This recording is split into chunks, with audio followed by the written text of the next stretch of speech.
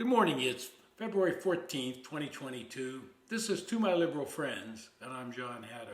I want to talk about the subject that's on everybody's mind these days, and that's inflation. The cost of living is going up, up, up, and nobody seems to know where it's going to stop. The average U.S. household is spending an additional $276 a month because of inflation, and that's the fastest rate we've seen it grow in over 40 years. Now that's $276 that you could have spent on something else, and that's the average. So who's feeling the price squeeze the most? Millennials? Latinos? The middle class? Well, they're all at the top of the list. Wells Fargo did an economic study on this, and they saw that middle class households were squeezed harder than any other group, with prices up 6.7% in December. That's a half percentage point higher than the lowest and highest income brackets. Transportation costs were decisive here. The cost of gas keeps skyrocketing. A year ago, it was $2.41, the national average for a gallon of gas. Today, it's $1 higher, $3.42. And this price keeps going up, up, up. Higher earners tend to buy new cars, and prices for them climbed at a slower rate, but used cars are skyrocketing, and that's where middle class and lower incomes buy their cars. Hispanic or Latino households, they faced inflation of 7.1% again in that study, and that's thanks to the disproportionate large share used on autos and gas.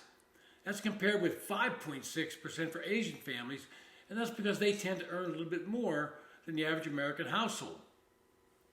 Lower earning households devote the biggest share of their budgets to rent, which means they're exaggerating their rate of inflation to a higher number. Rents are just going through the roof. The millennials, though, in the 35 to 44 age, saw their costs rise 6.9% in 2021. That's higher than any other age group, though the rate for younger groups was slightly less. Those aged 65 and over experienced 5.8% inflation. In large part, their spending went toward health care, 16% versus 4% for those under 25. So healthcare factors in when you're my age group, those over 70. Inflation's ripple effect just keeps going right through the economy, and it affects different groups a little differently. An analysis of auto lending by the New York Fed economists found that surging auto prices offset the drop in interest rates, translate to an 8% jump in the monthly payment for a typical new auto loan borrow to $418 compared to a lower number in 2020. And so if you're paying more for gas and more for the car you want to buy, your transportation costs are going up. And any consumer that was unlucky enough to have to buy a new washing machine, well, they saw a 12.1% increase last year. So what's the president doing about this? He's suggesting we spend more money at the federal level, that we pump more money into the economy. And any sane economist knows that that causes more inflation. You can't just keep printing money and throwing it out there. At some point in time, there has to be fiscal responsibility. Now, what do the producers out there in the economy do? Now, they're aware that inflation can cause a decrease in sales, so they have to get creative. Now, I'm old enough to know, and I've talked about this before, when you used to go to the store and buy a half gallon of ice cream, and it cost whatever a half gallon cost at that time. But over the years, as prices increase, producers figure, okay, he's only willing to spend X number of dollars for a half gallon, for whatever package of ice cream he's going to buy.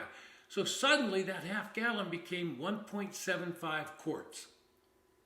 And today, if you go into a store for major brands, you'll find it's 1.5 quarts.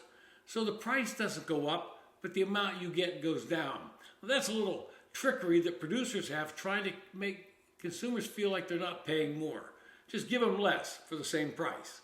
And I'm not blaming producers because their costs are rising. They're just trying to keep the consumer happy and not make him think he's getting gouged. But the bottom line is we need to have some control on inflation. And I believe the first step is controlling government spending. Reel it back in. Quit printing money and throwing it at the economy. We don't need more stimulus. We need more control over what we're spending. and Congress needs to take the reins of that spending and bring it under control. I'm hopeful that in a midterm election we can see some steps done to control inflation. If Republicans take control of the House and possibly the Senate, then Biden will have to stop this spending spree.